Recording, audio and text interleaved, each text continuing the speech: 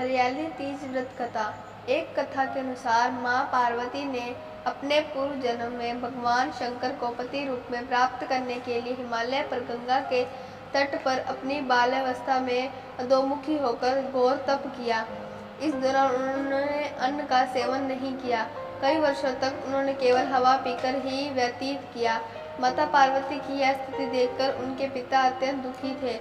इसी दौरान एक दिन महर्षि नारद भगवान विष्णु की ओर से पार्वती जी के विवाह का प्रस्ताव लेकर माँ पार्वती के पिता के पास पहुँचे, जिसे उन्होंने सहर्ष ही स्वीकार कर लिया। पिता ने जब माँ पार्वती को उनके विवाह की बात बतलाई तो वह बहुत दुखी हो गई और जोर जोर से विलाप करने लगी। फिर एक सखी के पूछने पर माता ने उसे बताया कि वह यह कठोर व्रत भगवान शिव को पति रूप में प्राप्त करने के लिए कर रही है, जबकि उनके पिता उनका विवाह विष्णु से कराना चाहते हैं।